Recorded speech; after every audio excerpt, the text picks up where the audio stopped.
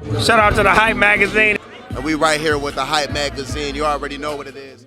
Hey, what's good, everybody? Welcome to another live session with the Hype Magazine. I'm your editor-in-chief, Dr. Jerry Doby. And this evening, actually, I've got this young lion with me by the name of the Inphamus Amadeuz. His history, his journey is unique. I've never heard of anybody being discovered off of National Geographic slinging liquor. Tell me, the Nutcrackers is the drink. Yep. It's like the ghetto version of the Long Island iced tea, but it's got more mule in that bitch. Excuse my language. I experienced it at the amazing Florida Mayo. He took us there to the Florida Mayo in New York. We was out on the media run. Amazing, amazing liquor. So I can understand why somebody would be interested in talking about the creator of such a deadly libation.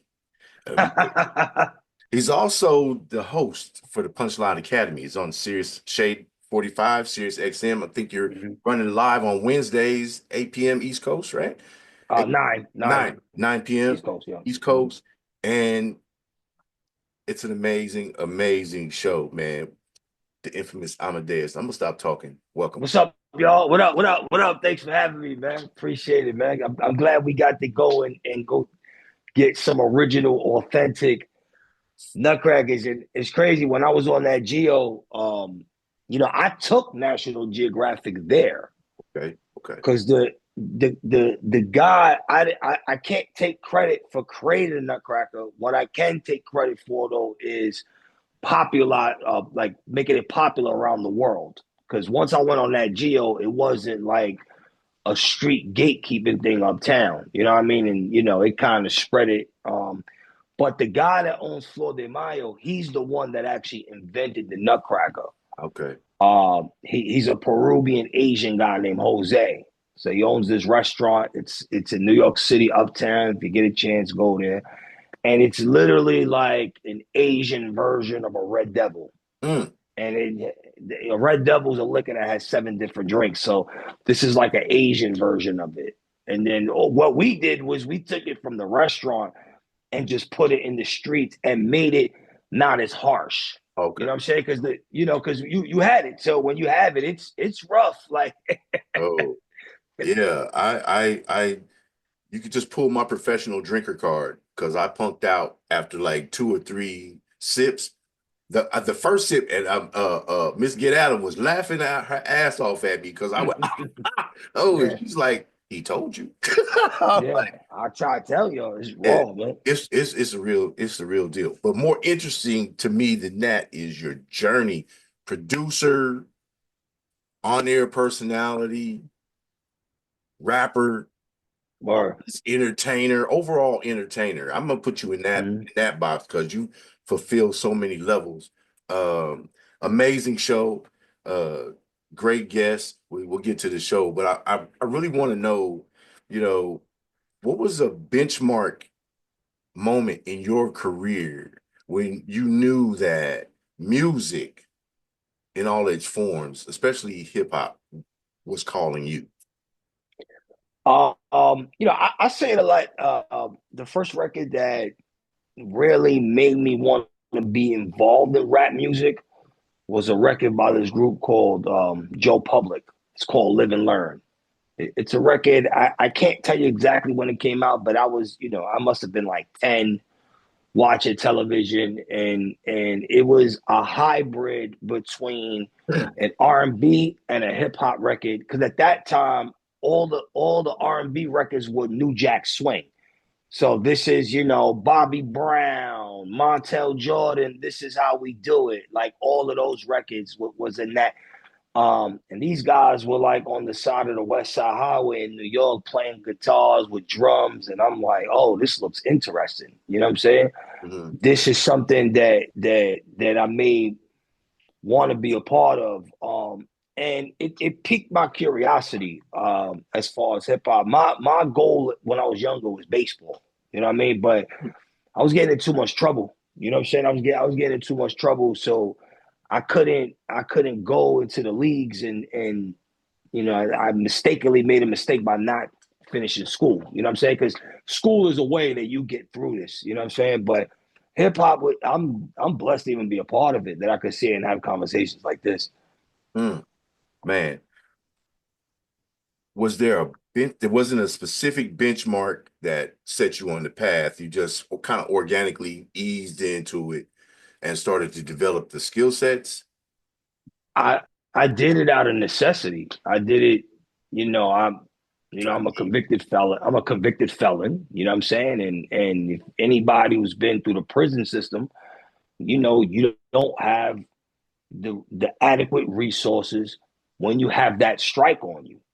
You know what I'm saying? Right. So hip hop was something that I was interested in, but it's something that I did out of necessity. So I didn't want to do something that wasn't gonna fulfill me as a person, if that makes any sense. You know what I mean? Right. So, but I didn't grow up knowing anybody. You know what I mean? Like I just found out that Kid Capri's from my neighborhood. You know what I mean? I didn't even know that. So we had zero resources when it came to how to even get into the industry or sports or whatever. So I had decided early on that, especially around the time of the onset of auto tune, when I saw that, it was one thing with T-Pain. With T-Pain, you didn't know you knew he could sing, but once you started seeing Kanye and Lil Wayne, and you knew that this whole thing was going to change. And unfortunately, my type of music that I grew up on is the minority, right? For the most part. We had this conversation before. So I had decided early on that I wasn't going to go in as an MC. I was going to figure out a way to go from behind the scenes and then inadvertently put myself in a position where I can do whatever I wanted to if I wanted to produce music again. You know what I mean? So, and this whole journey has been kind of that. You know what I mean? So, but to answer your question, it wasn't really a benchmark, because I didn't necessarily come from the ideology that I was going to do hip hop professionally. I was always a good rapper. I was always a good producer. But it wasn't on my mind from young, like, yo, I'm going to be a radio DJ, like what I am now. Like this part wasn't a part of the plan. You know what I'm saying? The whole SiriusXM thing, it's the way things happen. Man, I got to tell you, when I walked in, we were at Studio 59, right? Yeah. So my experience is how I met the young man. Dropped in New York, dropped my bags off at the hotel in Chelsea, and we're out, right, on our way to Studio 59 to meet you for your listening party for Punchline Academy. Lesson 1, the mixtape that you had done, or the album, yeah. I call it that. I call it album, yeah. You know what I mean? Yeah. So went there, on the side. We parked like 75 blocks away to get to come to find out. All we had to do was just turn right at the light and go straight down the block, and we were there, right? We took a whole tour of the area, the whole 9 yards. I smoked like half a pack of cigars moving through. And tried to get to the club. Walked in, very dynamic personality. You greeted everyone. Everybody, the cat, uncle, and dog was there from the city. And then, just to watch you move around the crowd, it just seemed like everybody loves what you bring to the table, because you're a historian, a hip-hop historian. I've watched your interviews. Nuances and details that people just don't know. Like, you're really the culture. Thank you. And so I witnessed that, and I'm 61. I was there when Rappers Delight first hit the radio, right?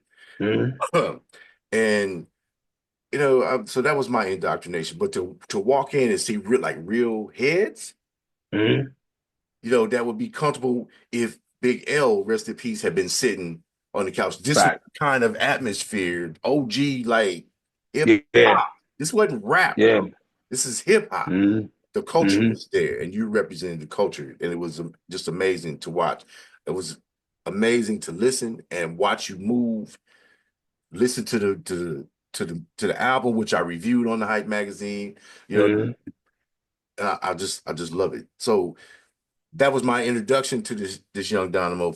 Following day, we hit the studio. Great host. Uh, you know, great. He was gracious and very professional, and knew details, like I said, about everybody in the room. That you and Tone were amazing. Shout out to my man Tone Mhm. as well. Thank you, man. Yeah. Thank you. So I would like to know, along this navigating the maze, you know, what has been the most fun to get from, Nat Geo and from Mhm. from on the cell block to a global audience Mhm. for Punchline Academy. I think right now I'm having the most fun. Because I went on that Geo in, I believe it was 2015 or 2016. I got the SiriusXM first as a guest, and then I was on somebody's show, and this is a prime time show that I'm on. It's after Sway. It's 12 to 4 every day. And I literally worked my way from the guest to the camera to what you see now. But I didn't have a concrete situation, so to speak. Mm, Because I was under somebody else. right. You know what I mean? And very grateful for that opportunity. You know what I'm saying? To even be in that building. But I felt like I was kind of just always looking over my shoulder, Mm, because the way it works, especially in radio, it's like podcasting, it's like television. If Whoopi Goldberg is the host of The View and she gets let go, all them co-hosts are gone. right. You know what I mean? So your situation is always relying on somebody else's. So once I got the call that I was going to be getting my own show, that was the first time throughout this whole journey, even when I was filming, modeling, the whole thing. That was the first time that I was kind of like, Mm, the weight was lifted off my shoulders, and now I can start to enjoy the fruits of my labor. okay. You know what I mean? I think from the first episode on, it's kind of like, all right, now I can be comfy, and you know what I'm saying? Not comfy as in slacking, but comfy as in, okay, I know my situation is solidified. Now let me build, because I don't have to worry about what works Mm, anymore. I always use this analogy that, every day, all of us as creators, we get up every fucking day and we throw 100 rocks at a fucking window. All of us. Those rocks are ideas. And you're just trying to see what fucking idea breaks the window. And one day, hopefully, one of them rocks will break that window, and then you don't have to guess anymore. yeah. You know what I'm saying? And that's kind of like what it was like when I got the Punchline Academy show. I'm like, all right, I know this works, so I don't have to figure out if I need to do this, this, this, or this. Mm. This is the bark of the tree. Now let me build branches and leaves from there. And congratulations, you guys are now live, right? On Yeah, Wednesdays. we are. Yeah, thank you. Can accept call in. So you went from pre-recorded Yeah, to live yeah, now. So yeah, y'all can call in, hit the Punchline Academy Wednesdays, 9 p.m. yeah. East Coast. Talk to Mhm. the infamous Amadeuz. Tone is on there. I don't know if Miss I get Adam is Yeah, live. she's on it. Well, Yeah, okay, yeah, yeah. She's on it. Yeah, she's on it. Yeah, because she was hiding in the corner behind a display when we were in there. yeah, So, but good, yeah. on the panel. Talk to me about developing it. And I mean, I'm a layperson. I'm not radio, so Mhm. I'm going to ask some Yeah. layperson questions. Talk to me about developing the show. I'm in love with the left leg A freestyle. mix. Yeah, yeah. Left leg mix, man, bro. So I like that. I like this. Radio is FM radio and Sirius XM radio is like podcasting with music, Mm, right? So podcasting is more like an AM format where you can kind of just go at the pace you want to go. FM tends to be a little faster, and I've always tried to create an environment on radio where it's a straight listen through. You know what I mean? And this was by trial and error. So I've been DJing on the radio since like 2017. And when I first got there, I was kind of interacting with the younger style of music, the little Uzis, the Travis Scotts, things like that. And then I kind of did a little bit of research, and I'm like, okay, well, I'm playing music for audience that don't even own vehicles. You know what I mean? And that's the general problem with radio. Radio tends to target an audience that's not even in a fucking car. You know what I mean? And if they are in a car, they're not listening to you. They go on the Spotify. Their playlists are curated. You know what I mean? Our generation is used to going in the car and hitting the dial. You know what I mean? So once I understood that people that own vehicles are like 35 to 55, I switched the whole program to the style of music that we like, which is that 90s, early 2000s. And I started giving them an hour every week of that shit. You know what I mean? It was called the Drunk Mix. Shout out to Lord Sear, because I was on his show. But I would always give left lanes, be in the left lane, radios up, cruise control, where you could get in the car 3 o'clock in the afternoon, get in that left lane and just chill. And you're gonna get an hour of straight music. So when I got my own show, it was actually Tone's idea to name the mix the Left Lane Mix. We didn't know what we were gonna call it. And he was like, yo, you always say left lane, so why don't we call it the Left Lane Mix? And then I had decided from there to kind of build my program around it.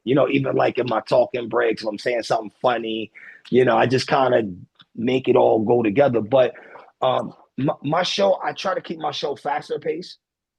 So I try to keep my show like music driven. The songs that I play are like singles or bangers from the 90s, bangers from the 2000s, and just try to keep the audience as entertained as possible, while also getting the story from artists like Cocaine, because a lot of those guys don't get the chance to tell their story, right? Right. So that's why you'll see me interact with those type of people, Cool Keith. I'll have people are like, yo, why are you doing that? Well, they have a story. Their story is the reason why you can even operate in this infrastructure. Yeah. Let them tell them story. And I'll give you a little gem. Like when I interview people, I'm learning though. And not only am I learning in the interview, I'm learning when I'm having conversation, like our first conversation. I'm soaking that shit up like a sponge because I understand shit like JavaScript and coding, and you know what I mean? And you're talking a language that I understand, and I think that's why we kicked it off, because you're like, wait, he understands this shit too. Yeah, I do. Yeah. You know what I'm saying? I was lonely for a while. I was like, in my circle, I'm different. I'll just say I'm an academic and a scientific researcher in that realm. So to meet someone that I could sit down and shut my mouth and listen to learn about JavaScript and coding, and I was enthralled, bro. They were pissed off, like, we gotta go, bro. We hold up. Like, you don't understand. I just found somebody that I could talk to for hours, and it ain't about no damn song. It ain't about production. Yeah. It's about moving the needle on the algorithm. Mm-hmm. That's where I live. So that was the part that I really connected with you, and I appreciate the opportunity to get beyond the music to that, the intellect. Like we could just call him, Dr. Amadeuz, because he's bad. Thank you, man. He's bad. You gotta be self-efficient, and that was a part of my journey. Like I just wanted to position myself that I wouldn't have to rely on anyone for anything that I needed. So this is why I'm able to understand like how to build a website, or like how to run a radio show, or how to shoot a music video, or like how to even make a fucking nutcracker. You know what I'm saying? It whatever it was that I needed, I just didn't want to have to call somebody else for it. And that's what you see today. 10,000 hours you say you put in? Because you're more than that. More than that, you know what I mean? But yeah. I want to know as a because I'm a conversationalist and not on any time straight. You know what I mean? When I have a conversation, it could run for 2 hours. I'll just pitch up and we'll do 2 parts, right? But how did you develop your conversational style? It's interview style, but conversational, where you get it down to like I'm watching, I'm like, okay, you're at 21 minutes, 22 minutes. How did you frame that as a broadcast journalist, as a interviewer? How did you learn to chop it down? Well, I tell you, a lot of it is not pre-planning. So I don't necessarily go into it with a game plan. I also don't go into it trying to be controversial for clickbaiting, which is important because this style of journalism now is all about clicks. It's clicks, it's drama. I had chose early on that I was gonna be a safe space for everyone, including creators like me. So that goes from the legendary artists like Onyx to the local artists in Kansas that is trying to come up. And this is the safe space for everybody. I got to interview a lot of people, and I really, really built my interviewing, I guess, skills during COVID because we were all home. So I had my podcast, The Inphamus Hour.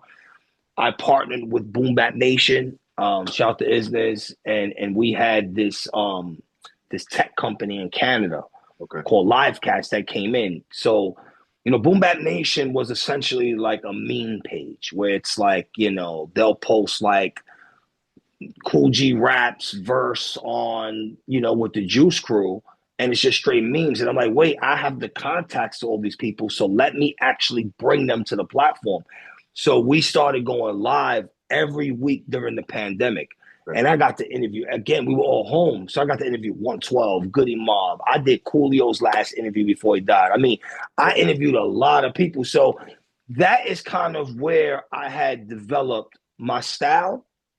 And I tell you, one of the mistakes that I made early on was I had kind of felt that for me to do content, I needed to drink. So once I got this radio show, and I was like, you know what? I'm gonna save that for after. Let me come in there with a clear conscience because our voices are fucking important. Right. And every word that we say, it means something to somebody. You know what I mean? And I want to make sure that I don't cheat the artists when they're coming into my room, because now I'm going from interviewing on Zoom to them coming to Shade 45. And a lot of these guys honestly don't get the opportunity to go there with their resume. Right. You know what I'm saying? They don't get, I had J.O. Felony, and I had Sibo, who he's a legendary artist from Sacramento. Right.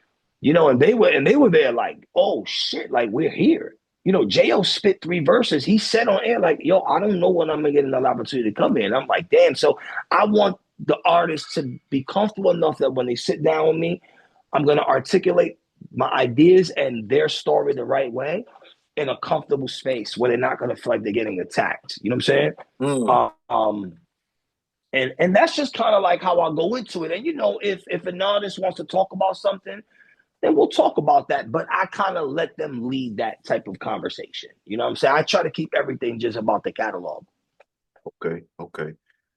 I want to give you the floor because I want to make sure that we talk about what you want to talk about. I love the show. And I'm going to tell you how much I love the show. I'm not sitting in my car listening. I got Punchline Academy locked in on Nice.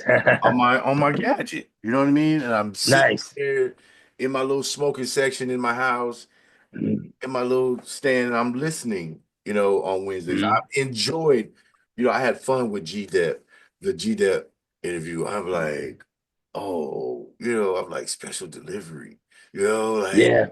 bro, this is, to me, of all the shows that I listen to, Punchline Academy, for me, is the most valuable. Thank you, man. I appreciate that. Thank you. Because I get informed of the stories. I've done Fredro, when I first began, you know what I mean? Mm-hmm. Nothing like asking a question and having the artist say, bro, do the history Mm-hmm. instead of answering your question. Because he don't pull no punches. But he was gracious. You know what I mean? I'm like, Mm-hmm. look, bro, I just came back from Afghanistan. You know what I mean? You're one of my friends. Yeah. And then he lightened up on me a little bit because I'm like, Mm-hmm. I'm not a fully validated hip hop head. I didn't come up Mm-hmm. like that. You know what I mean? But I loved Onyx and I loved the music and I loved the movies and I enjoyed watching fucking the hip hop Shakespeare that they did. Mm-hmm. You know what I mean? The Romeo and Juliet. Yeah. So I just ask questions as a layperson because Yeah. I'm really learning and I'm very Mm-hmm. interested. You've been dropping new music Thank you. and I'm enjoying it. This is my type of music. And Mm-hmm. I can sit down and check it out. Uh, you're producing your own joints as well, and you're rapping, you're dropping. Talk to me about the creative space mentally as you're writing a song. I too, actually, Coolio went with me to Korea on a tour. I did a USO, I produced a USO tour in Really. 2001. Mm-hmm. I was looking at this photo the other day. We were out on the DFZ, right? The North Koreans Mm-hmm. let us cross the line, right? Really? Oh shit, that's crazy. It was The crazy. demilitarized zone in North Korea. It's great. Yeah, Yeah, it's crazy. we're in the demilitarized zone. It's Seoul, South Yeah. Korea. We went to the little shack, and Mm-hmm. the North Korea guy comes down out the building. He's making sure his uniform's all good. And then we go across the line, the yellow line. There's a yellow line Mm-hmm. inside that building. So we got to go That's into North crazy. Korea. Bro, I did it before Trump. I'll just say that. Mm-hmm. Anyway, but yeah, talk to me about the music and the creative space. And then we could always get back to the show, but I really love your music. Yeah. Thank you. So, at this point in my life, at 42 years of age, um, I tend to be more interested in producing music than rapping on music. And it's only really because I don't really have the time to focus on being an MC. Right. When I'm articulating the ideas that we're talking about when it comes to the interviews and I'm producing a 2-hour radio show. And that shit is a lot of work, plus all the content you see on social media. I'm in the process of dropping other types of content as well. But so for me, production is like my heart space right now. You know what I mean? So I did the Punchline Academy album. I produced every record on that album. I like especially making an artist like G Dep sound like G Dep. Mm.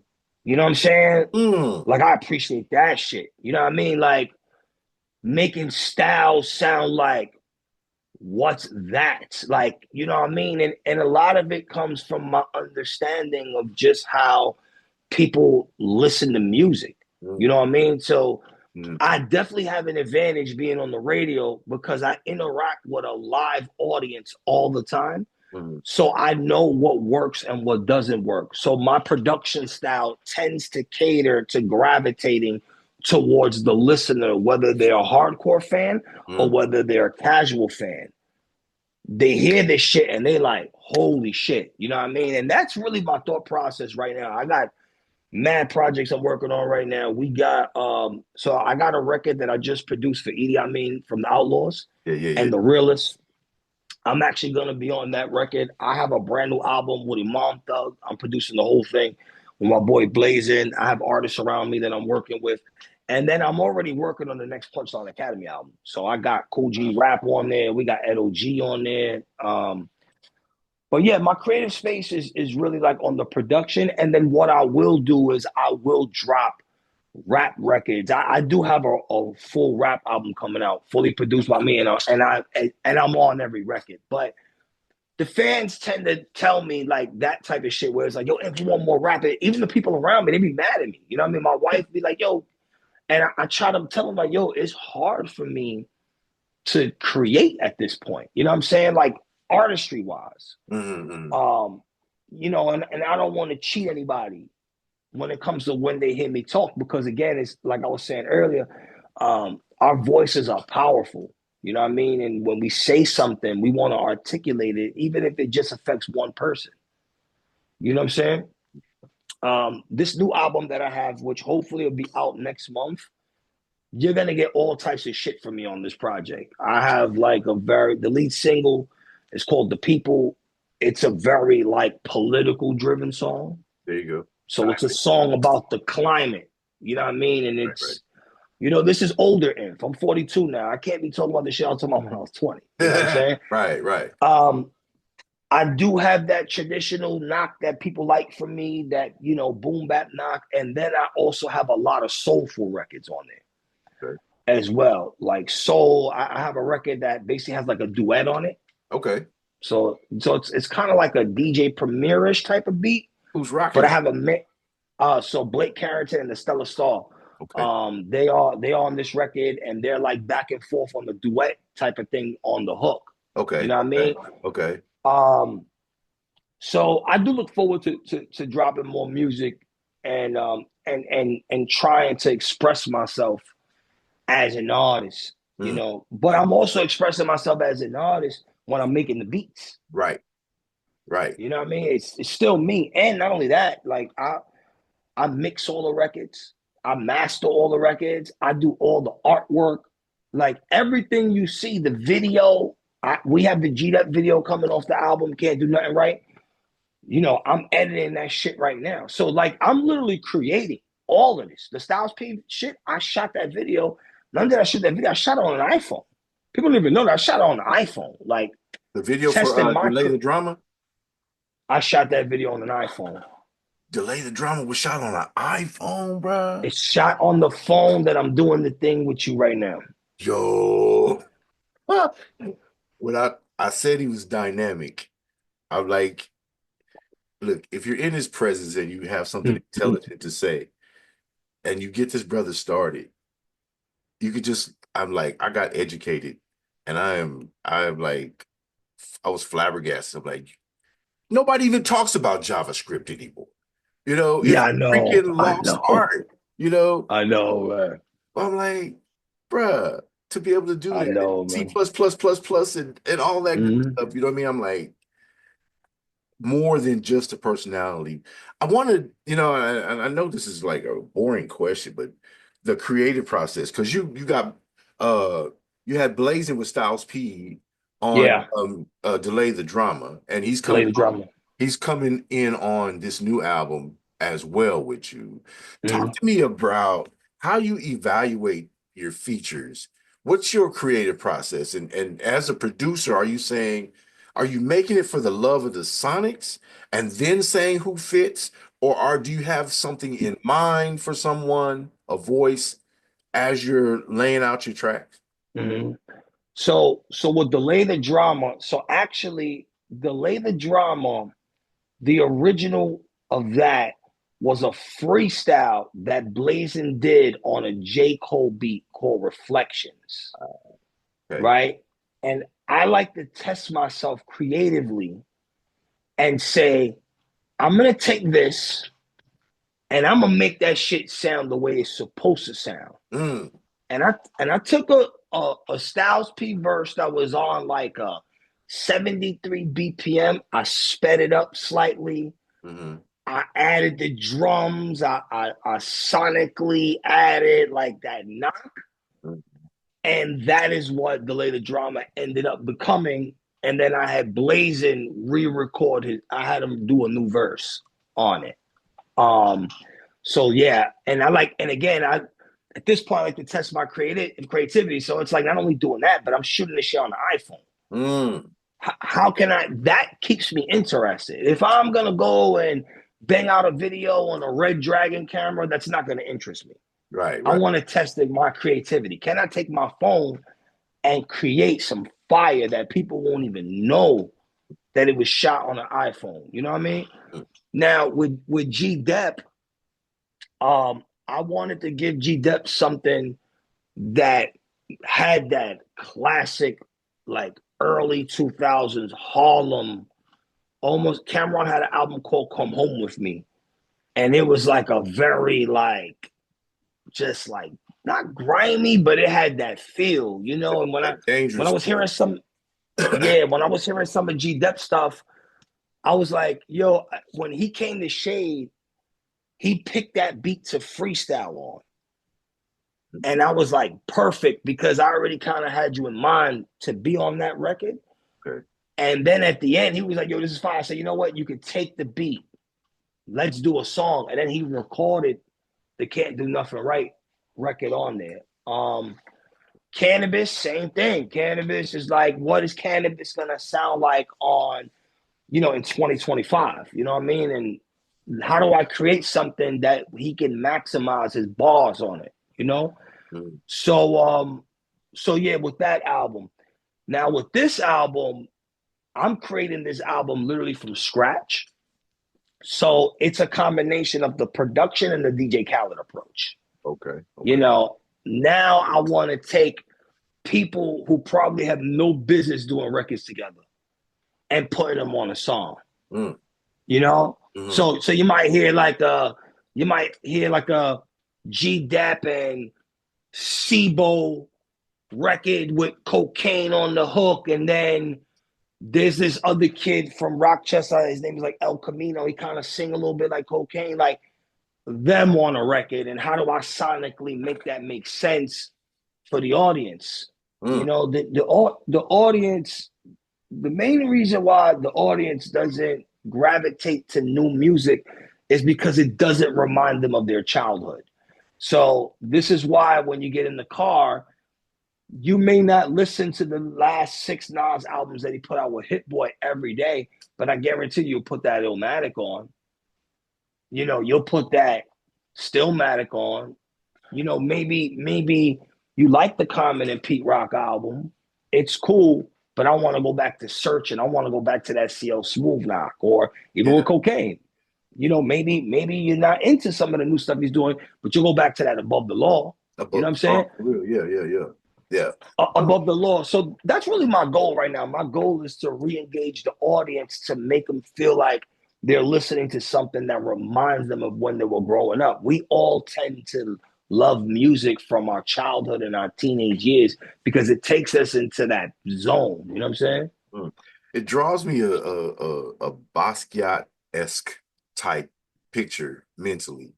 In the crafting, he used, familiar colors and design during the Renaissance and things and figures and that drew you in. You might not have understood the entire story and you really had to think about it.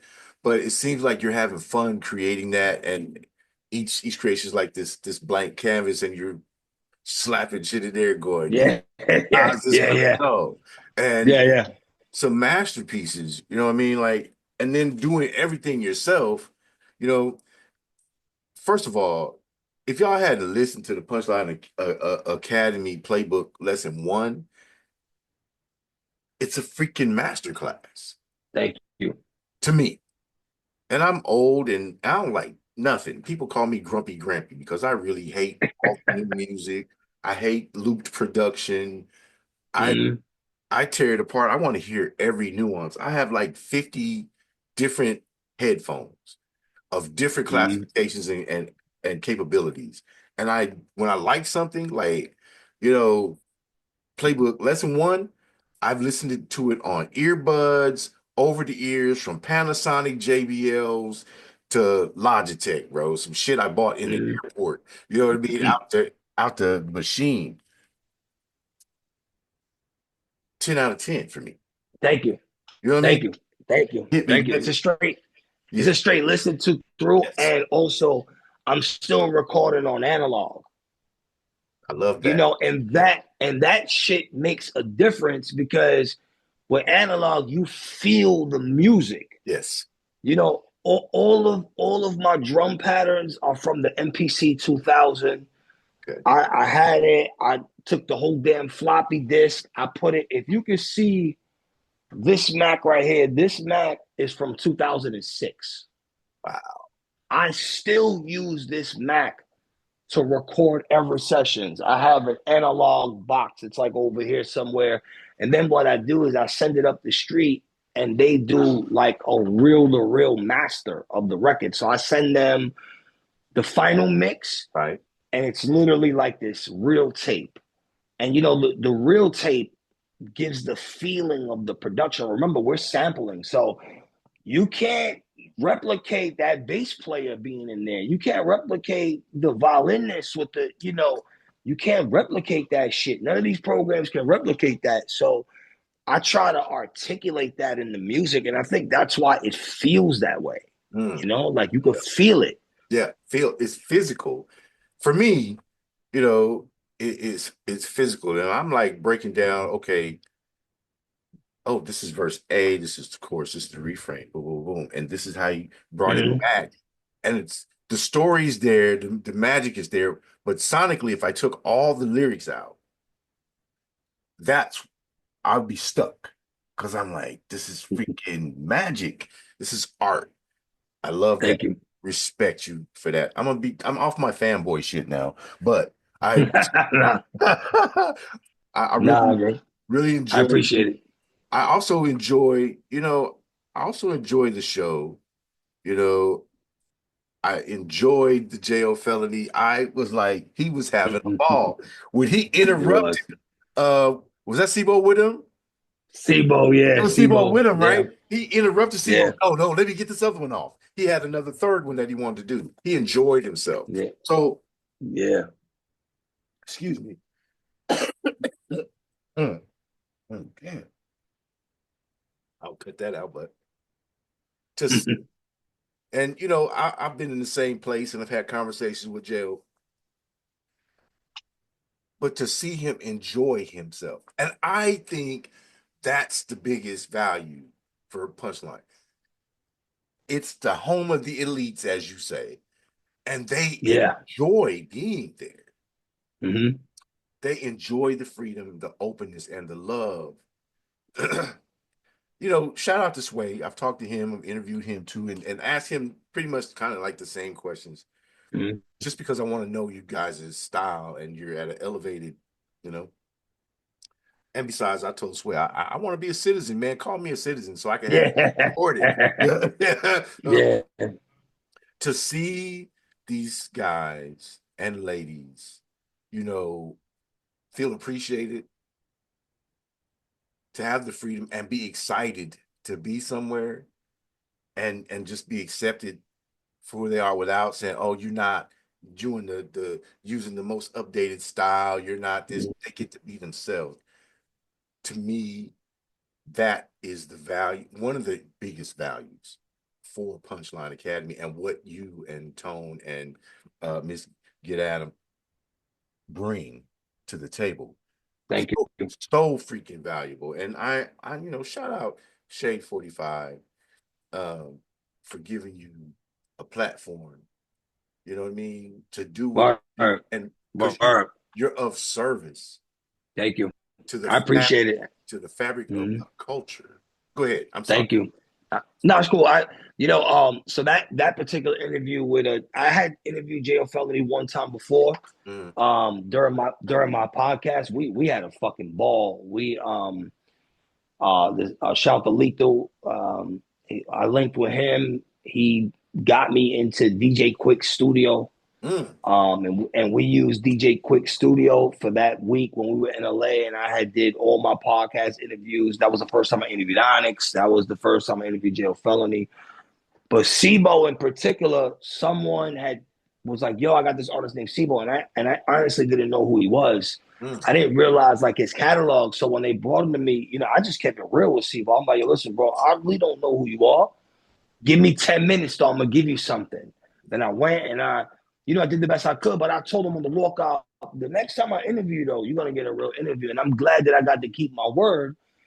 So when we had J.O. Felony, I was initially, yeah, I want J.O., of course, but I need y'all to bring Sibo as well. We had both of them there, you know what I mean, which was cool. Initially, we were going to do it separate, and they were like, nah, let's just do it together. I said, cool. So I brought them the shade, got to give them their flowers. And that's kind of like what I do it for. But I love when artists feel like that. When J.O. comes in, he's like, nah, this is the Punchline Academy. I'm going crazy. And he went psycho. Yeah, he did. I enjoyed the show. I've enjoyed every one of them. I saw also the clips that you did with Fredro, and I was like, okay, that's cool. And to know that you're covering this book and putting that Yeah. out, like, all right, because he's sharper than the image. Oh, yeah, he's super sharp. I mean, he's the whole brand at this point, like he's the mastermind. Yeah, and You, I you just love know? watching. I just love watching. Talk to me about the comedian that put it down recently, bro. Yo, that kid, man, for the money. Shout out to for the money. So he had a video that went viral during COVID. And for people who are not aware, especially like Cuban, Puerto Rican, Dominican households, they eat something called pernil. It's basically like a pork shoulder. Right. And there's a certain way you're supposed to eat it. So you basically eat it with this rice and this thing called guandules. You know what I mean? They're like I guess like pigeon peas. I Beans, guess yeah. that's the name. Arroz con Yeah, no, gandules. no. Yeah, Yeah. It's not beans. It's like pigeon like peas like or peas. something. Like the I got green. you. Yeah. So he went on social media and he just was like cursing out his girl, like, "Yo, you can't be serving me pernil with this. You got to make sure it goes with this because it doesn't fucking match." And he's been doing a lot of creative things. And one of the things that I've done in the show is I've pulled a lot of creators from social media that I saw that actually had talent. Like, I know you're doing comedy and shit. Mm. I know you're trying to go viral, but I hear you.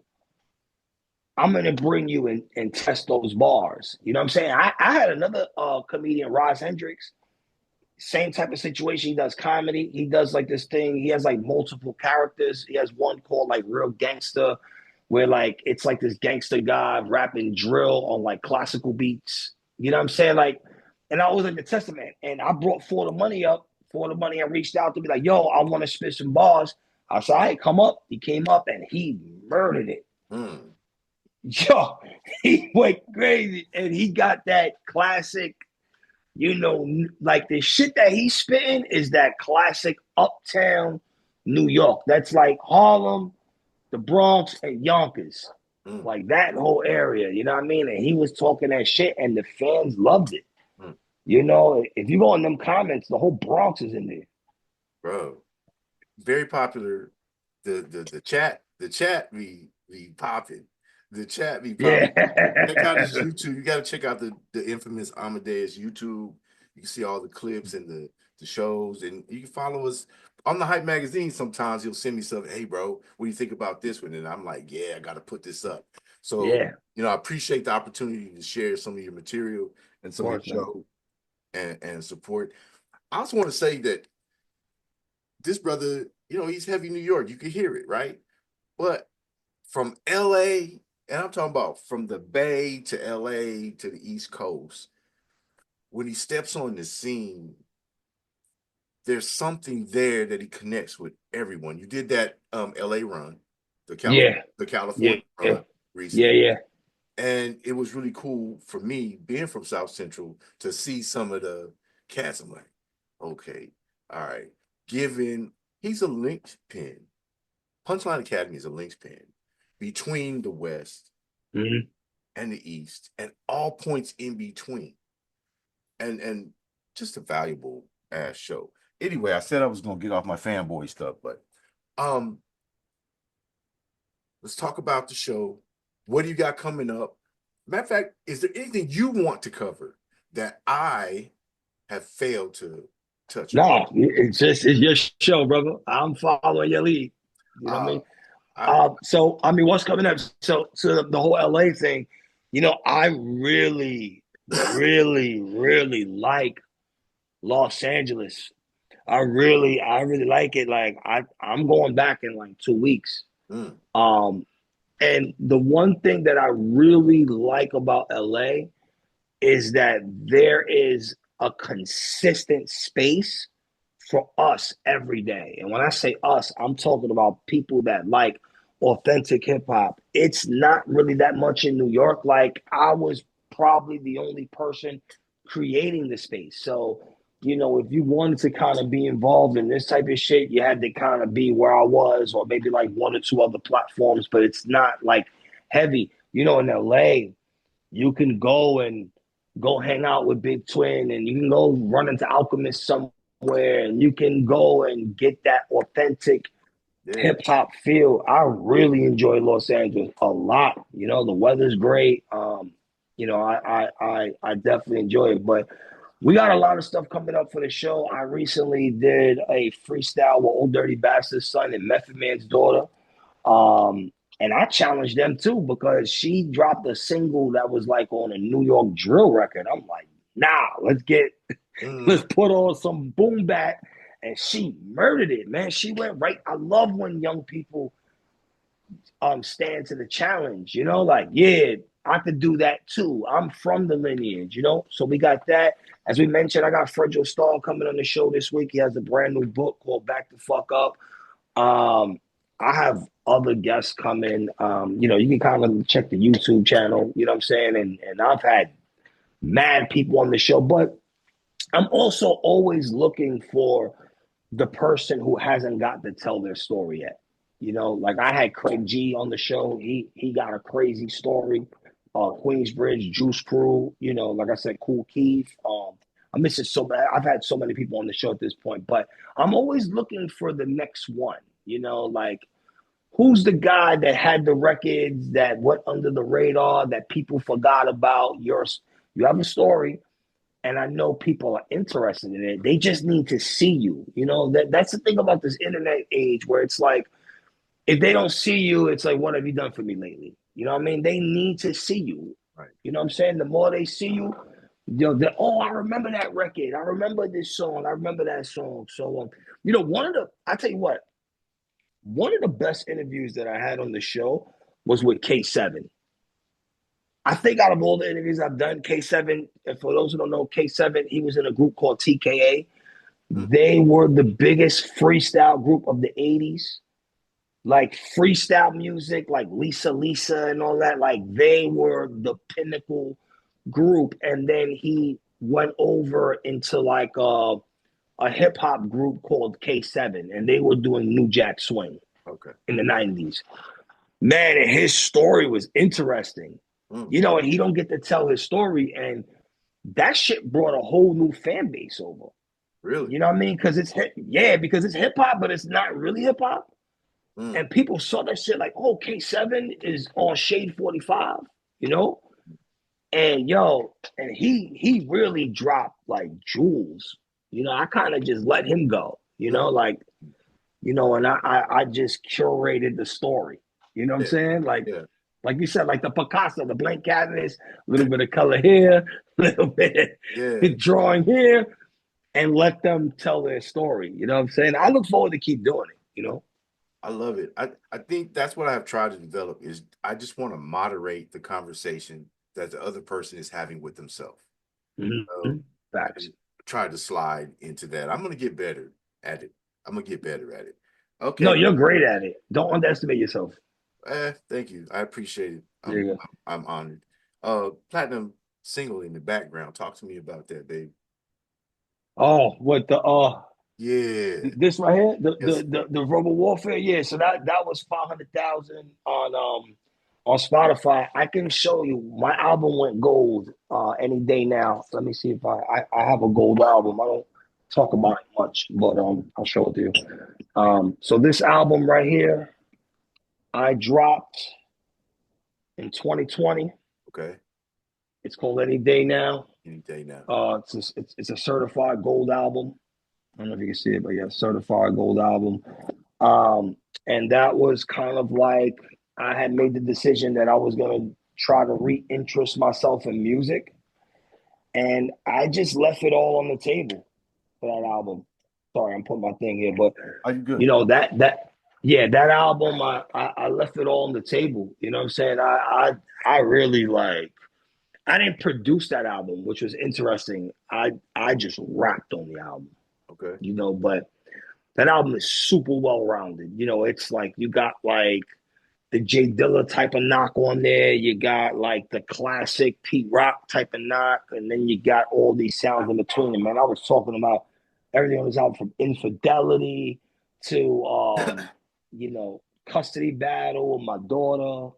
I have a song on there called Never Make It. I kind of paint my childhood, growing up in like a crack house type of shit, and I was telling the story that maybe you don't find on Google News. You know what I'm saying? Like I was telling the story on that album. And I'm glad that they really received the project. And again, it was during COVID too. So I think I had dropped in October when COVID was on. You know what I'm saying? So but yeah, I've been able to, I got a Spotify plaque up there. I got my YouTube plaque. We did 30 million views on YouTube. A lot of that is from my directorial career. I shot a lot of music videos, so I was able to accumulate a lot of views during my film time. You know what I'm saying? I'm just blessed that people are just even fucking interested in what we're doing. When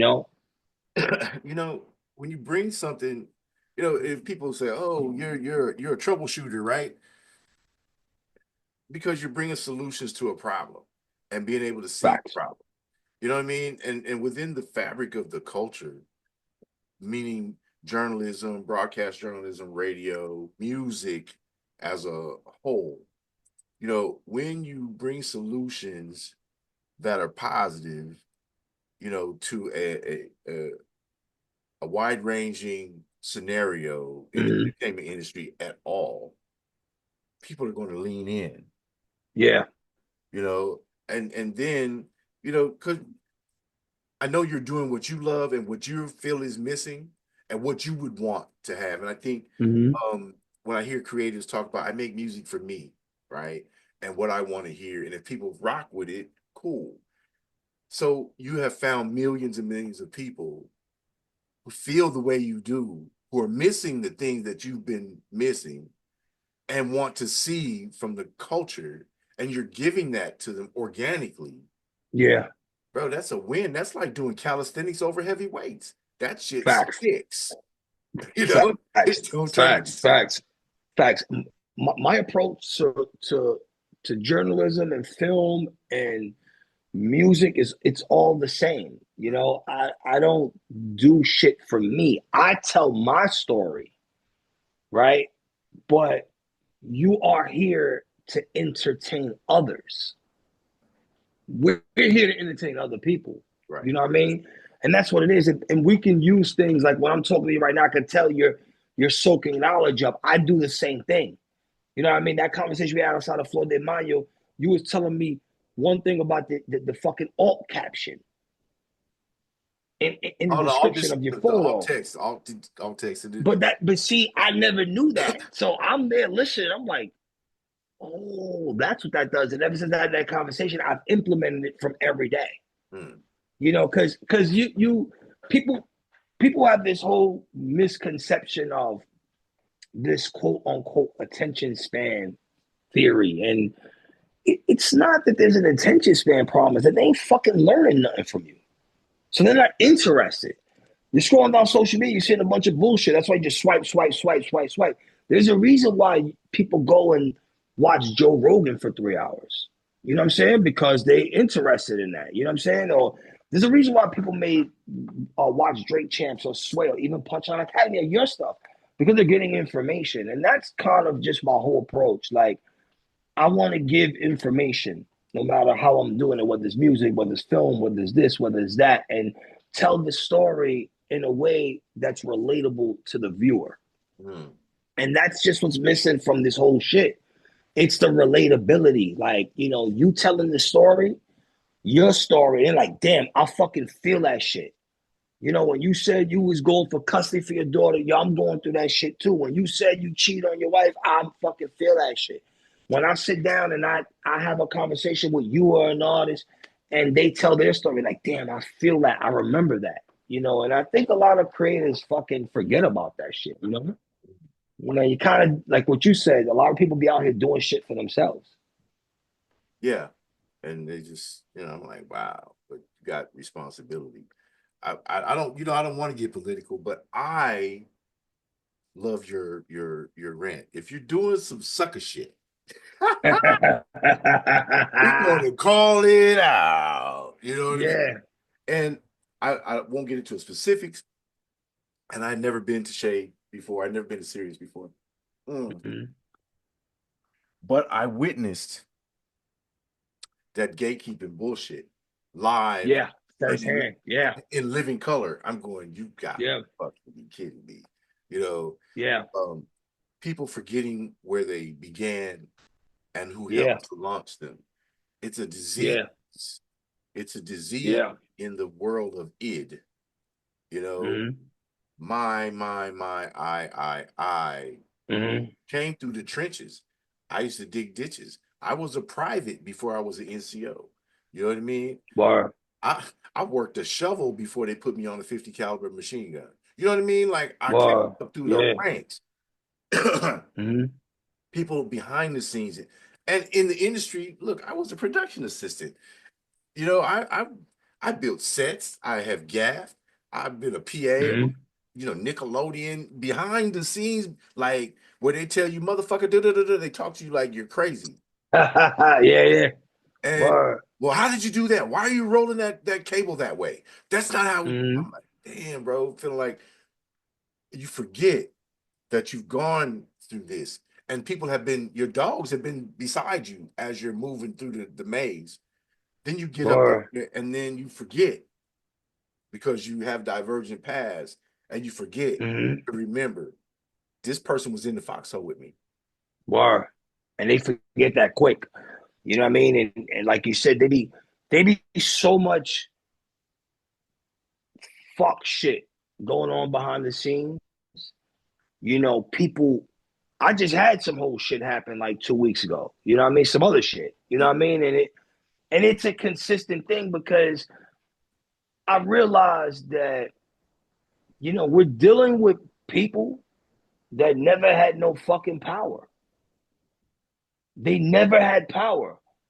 You were in the foxhole yelling for the sergeant to hear you, and you felt like they wasn't listening. You've been yelling, yelling, yelling, yelling, and then one day he calls back for you, and now your voice matters, and you don't know what the fuck to do with it. And that's the problem with not only hip hop, it's urban culture in general. We're all from urban environments where we're crabs in a barrel, and everyone is climbing and knocking each other out.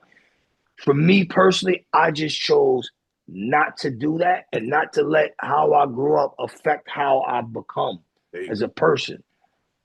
You know what I mean? I don't let none of that shit affect me. You know what I'm saying? Or me use it as an excuse, or you know what I mean? No, you just gotta go and be yourself.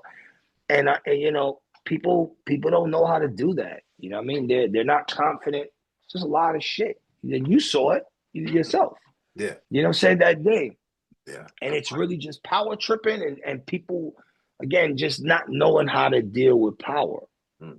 You know, not knowing how to make sure that their voices are heard the right way instead of just yelling. Mm.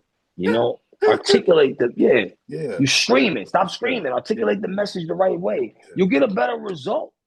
Hey, in the army, we have a saying: the most dangerous person in the world is a specialist with a fucking clipboard, because they feel more important, you know what I mean, than they've ever felt before. And people have to answer the questions because you're putting data on this clipboard, and you have to learn how to talk to people and respect the people that you're dealing with. So Facts. it was, to me, that was just kind of a cool little analogy. I got two more questions. I got to respect your time. I appreciate you giving up some time for me this evening. I think that I would like to ask basic question. Would you have told your younger self to love yourself sooner? Absolutely. Okay. 100%.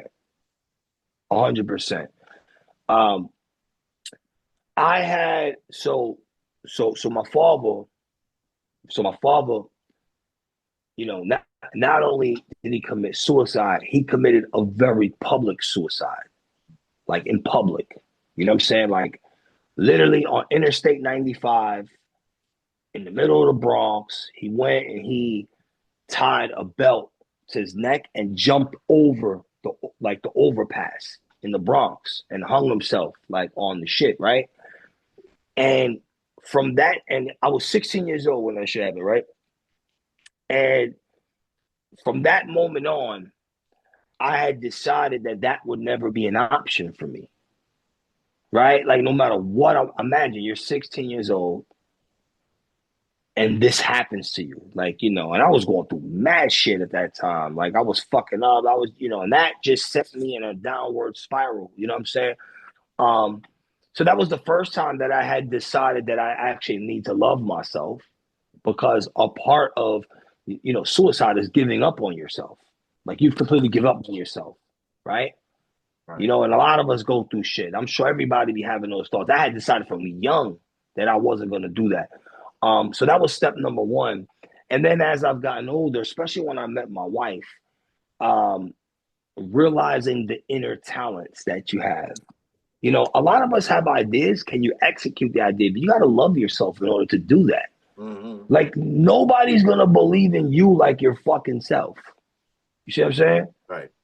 So, yeah, I wish I would have told myself when I was younger, you know, when Def Jam was giving out $1 million advances, because I was in the streets, battle rapping and all that. Imagine if I had loved myself enough back then to give myself the chance. So, absolutely. But at least I love myself enough that I'm here now. That's the important part. That's the important part. That's not a statistic. You know what I mean? So, Yeah. you know, I got some folks, you know, some teammates who, you know, we went to war together that are not here because they chose, you know. They chose that shit. Yeah, it's hard, man. Bro, it was difficult, but I can understand. And so it actually led to another question, but I'm going to respect, and maybe we can just do it again, and then I'll get to the other stuff. But I would like to close this segment to know what was the biggest takeaway thus far you've had from your life and your career journey. Career-wise, was realizing that hip-hop in the streets ain't the same shit.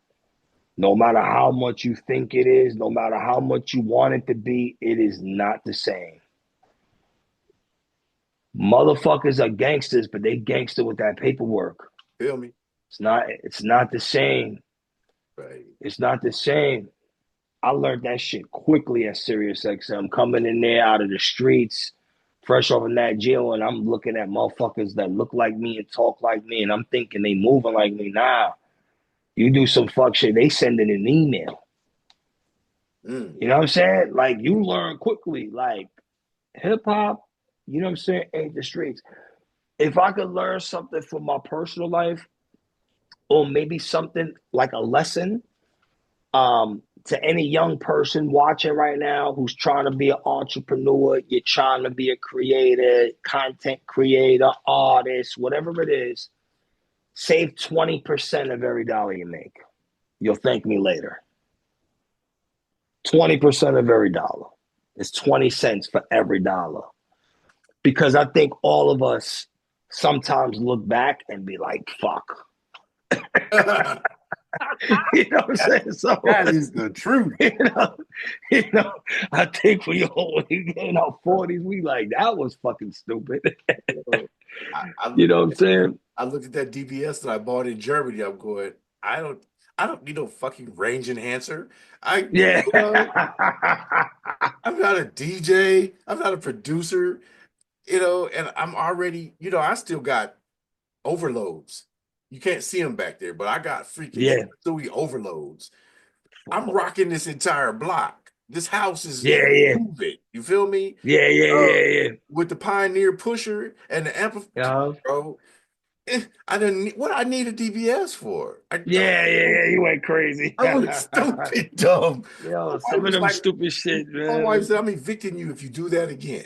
I'm like, but come on, you know that was dope. The bottom, listen to some DJ Quick Bottom with the DBS range enhancer on fucking max, bro. Yeah. Rocking. Rocking, yeah. Anyway, man, look, you know, I appreciate that you have survive mental health struggles, and whether people want to understand it or not, making it through the pen, which you said, as a youngster, dealing with the PTSD of losing your parent the way that you did, and still making and navigating through the bean counter bullshit that is part of the industry, having the intestinal fortitude to hold your mud, stand your ground, boots laced up to the tip top. Mm-hmm. This is a story of mental health triumph and success. And now we get to have you and enjoy you, the gifts that you bring every Wednesday, 9 p.m. East Coast, Shade 45, the Punchline Academy, DJ Inphamus Amadeuz. The Inphamus Amadeuz, because he said he's DJ. Okay. He said he DJ. Yeah. I'm like, you never lose that, Yeah, no, I DJ, but the reason why I never put DJ in my name is because I branded my name so much during my film career. So because I shot, since I stopped shooting videos, I've probably done like 35-ish, but I had 150 clip when I got the Shade, and I spent literally 1 year in World Star. Like when World Star was the hottest shit, I had 47 videos in the top box of World Star. So the thing is, you saw my name everywhere, the Inphamus Amadeuz. So I never added DJ in front of it. I kind of felt like that would be a disservice to the entire body of work, much like this conversation. Like you got to understand the entire body of it. You know what I mean? So that's why I never added DJ to my name. I apologize. I didn't mean to denigrate you. No, it's cool. It's cool. No, it's cool. Everybody, I was just explaining the conversation why I never added it. Okay. Logically, you would call me DJ, because I'm on a fucking radio. I'm a DJ. Yeah. I just never added it. But early on, you were just Inf, right? The INPH, right? Yeah. I saw that on the Nat Geo. That was how it was tagged. Everybody calls me Inf for short. Inf. Oh, okay. Yeah, so my name was always Inphamus. That was always my thing. Heavily inspired by Mobb Deep. You know what I mean? Heavily. They were dropping when I was like in junior high school. What the fuck is this shit they doing? Havoc Kill. I'm like, what is this? I'm from the Bronx. I'm like, yo, what is, and that was kind of like something I used to tag up on a wall, like Inf. People just call me Inf for short. Okay. And then I wanted my name to be a title, like the Notorious B.I.G. Right. Like a title. So I pulled Amadeuz, which is Mozart's real name, and I added the on the front with just DA to make it different, and it's the Inphamus Amadeuz, and I've just stuck with it. You know what I mean? I just threw it in. Here we are. It worked out. All right, man. Like I said, I'm respecting your time. It's evening. We're into his family time, and I appreciate much love, man. I appreciate you having me, brother. All right, man. Hype Magazine live sessions, DJ. The Inphamus Amadeuz. It's no DJ. Damn. But it's just so natural. It's just so natural. The Inphamus Amadeuz, he is a multifaceted creative. You see the plaques. You heard the conversation. You'll see some clips. And we'll be back. Peace. Love. Word.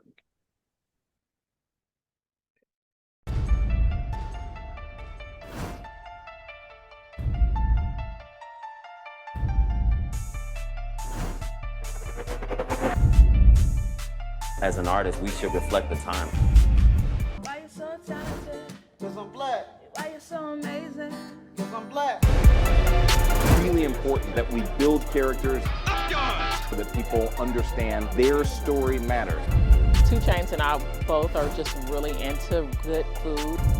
And when you know you are royalty, you will only aim in life to be royalty. We're doing it right now.